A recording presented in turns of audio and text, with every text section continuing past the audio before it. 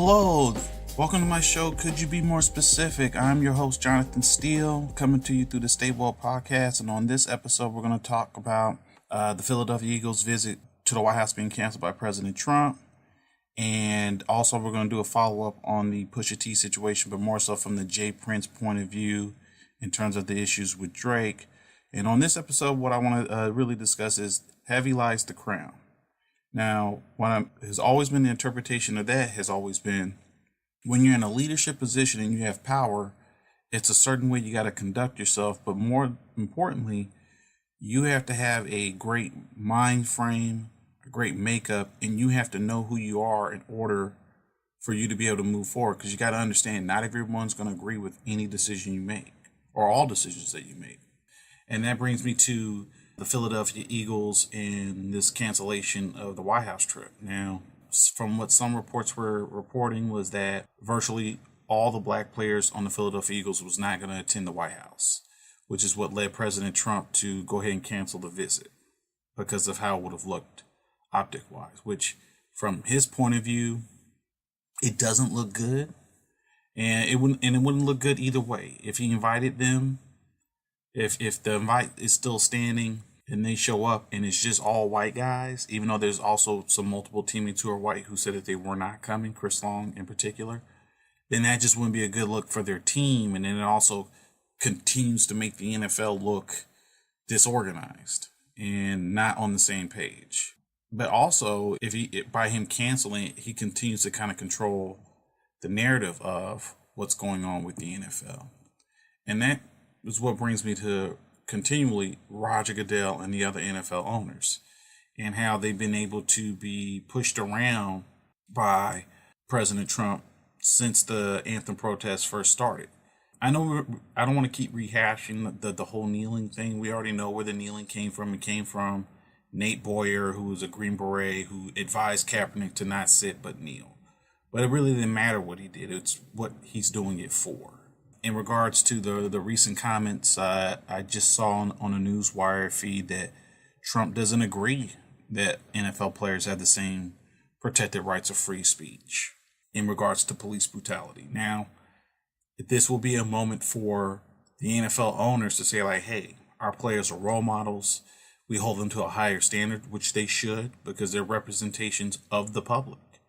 So if they're doing months in the NFL about breast cancer awareness, if they're doing things about domestic violence, which they should, and if they're doing things to promote troops in the military, which they should, none of these causes are bad causes to advocate for or voice. Well, if I can do all that, then I can also then advocate for police brutality, especially affecting a large number of the workforce that represents my league, whether it's them personally or a loved one or a friend of theirs. This is a real issue that does not go away at all. And we keep seeing countless videos where this is a main issue. There was a video, I believe, just released the other day over in Mesa, the Mesa police here in the state of California, where, you got multiple officers that just physically attack someone. And we already know what's going to happen. They're going to come up with an excuse to either suspend them for a few days, which will probably be on their off days, and nothing's going to happen. And this is what's so troubling about normalizing dissension like this and open volatility. Now, this is something that black people, in particular black men, have always faced in this country. So this is nothing new, but it is something that we got to continue to be aware of and advocate for.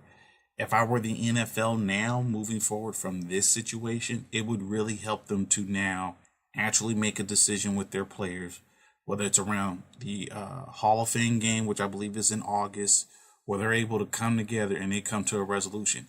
And they have to be unified against the president. And this is an example of what I want to give you. Because what Donald Trump does well is that he's not trying to cater toward people who don't like him. He feeds and caters to the people that do like him. And whether you care about it or not, over 60 plus million people voted for him for president. Now, you could say they're misguided or they didn't have enough information. It could be a number of reasons why they decided to vote that way, but they voted that way. So he does have a huge number that backs him. And I know it's a certain level of fear that the NFL has about losing its constituency. But if they were to come out and do a press conference and say, hey, we're aligned with our players, we're not about separation, we're an inclusion league, and this is how we're going to move forward. And if kneeling is something that prevents you from watching our game, then I don't think you're a fan of our game. I don't think that 90 seconds of someone protesting police brutality that affects your city and community, it shouldn't be a make or break whether or not you watch their product. And I think a lot of times we're so scared, and this is what corporate America does. They're so afraid of alienating any base of people that they get reactionary as opposed to being proactive in how they address these issues. And that's why the NFL is struggling. It's because they're not on a unified front. Because if they come out and just say that then changes the argument. That then puts the blame or puts the onus on the consumer. And is this something that's going to really prevent you from watching their sport? Which means if it was, then you weren't really a fan anyway. For example, Stacey Abrams, who just won the nomination to represent the Democratic Party for the state of Georgia as governor. She just advocated for people that were behind her. She didn't play both sides. There's no videos of her saying one thing and doing another. She makes her positions known. This is what she's advocating for. If you agree with her, fine. If you don't agree with her, that's fine too. When she wins the seat, when she becomes governor, she's still going to be your governor too, and she's going to advocate to improve your lives. Now, whether you like her, don't like her, or you're indifferent to her, you have to respect her position. Period. And there's just no way around that. And that's why the NFL continues to struggle with this. And they're the number one domestic brand.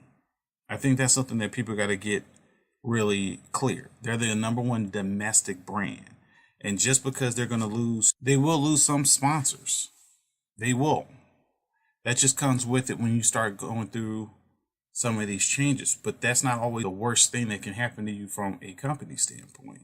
That's something that you always got to keep in mind, that your business is always growing and changing. And do you want to sometimes maintain certain relationships with people for a prolonged period of time, especially in business, because it's always subject to change. So that's something that the NFL's got to really decide.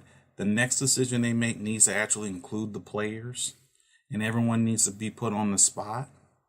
I think it's something that if you were the NFL, when you do make this policy, you need to have representation from not just the player side of it, but also have some of your star quarterbacks get behind this issue.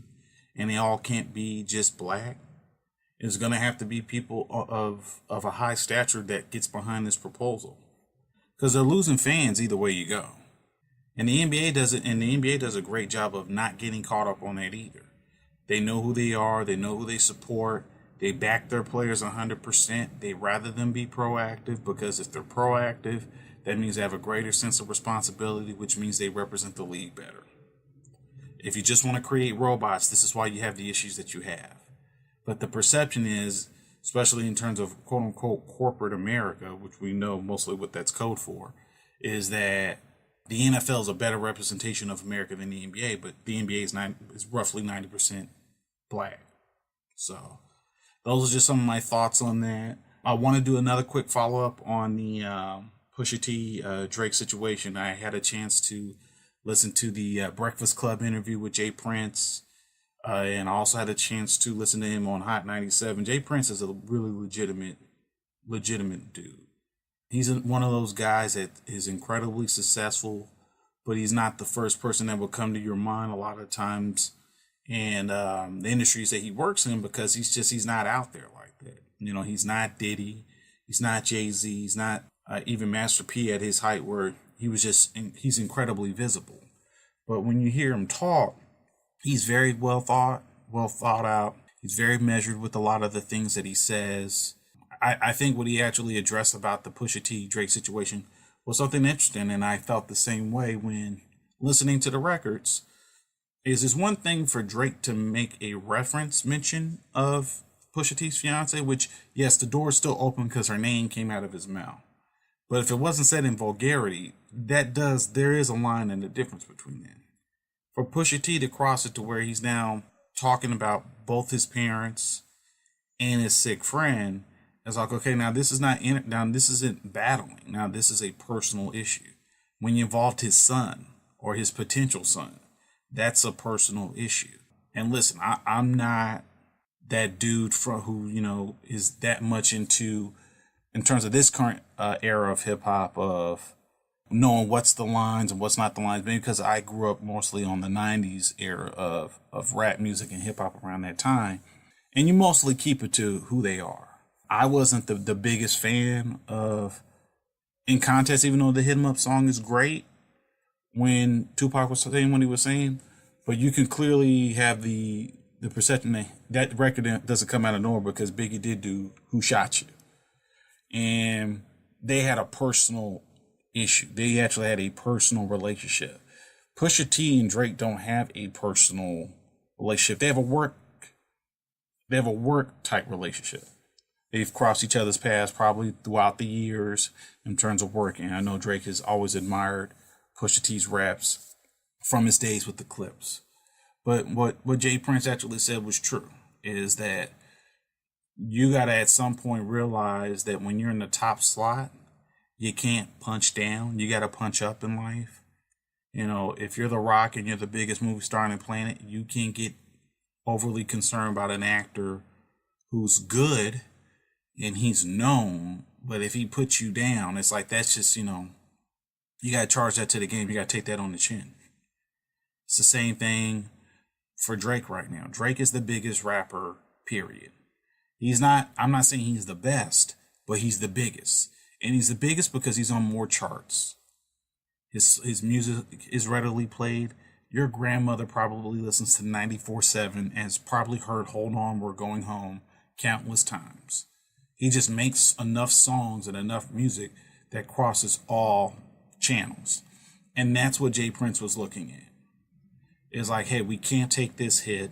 It doesn't help our brand. We got too much on the line. We got too many people that are employed here. And some people in hindsight or the short side view will be like, well, hey, Pusha won this. It's like, really? What did he really win? He doesn't win anything. Because if you're Drake, you can always look back at, well, the Doopy freestyle is really about your boss, whose song I wrote, and I put him on blast that I did write it, even though I got a group of people saying that I can't write. That's the win. Now, did Drake make some mistakes in this? Absolutely. The moment that he came out and said what he said about his son, and then what he said about, the blackface, I wouldn't even release the statement. I wouldn't even said anything. The first thing he probably should do was just call those guys, be like, hey, can we put this out? I want to put this out so this can be seen in its proper context. Because anybody that listens to Drake and you see how Drake moves, you know that that's not what he represents. If I'm him, and I'm that confident. Now, he did kind of get a little sensitive in that regard. And I understand that, because from a racial standpoint, he's already behind an 8 ball because he's a biracial kid. So he's gonna get hit with some of those things to begin with. That just kind of comes along with the territory. But I do like what Jay Prince said, because you got to have people like that in your ear that are willing to tell you what you need to hear as opposed to what you want to hear. Because I'm pretty sure from close friends, they wanted him to go at Pusha T. They want to keep this going, but keep it going to what? This is not really going to ultimately help me make money. So those are just some of the thoughts that I have on those topics right now. I'm looking forward to doing some more. I thank D for helping me out with this podcast. Looking forward to doing more shows. And I definitely got to chop it up with him on some of these issues more in the future. Check him out. All his reviews on the Rapture. It's a great Netflix documentary. My name is Jonathan Steele. I thank you guys for supporting me and staying with me throughout this time. Looking forward to doing more of these in the future. And you guys have a good one. All right.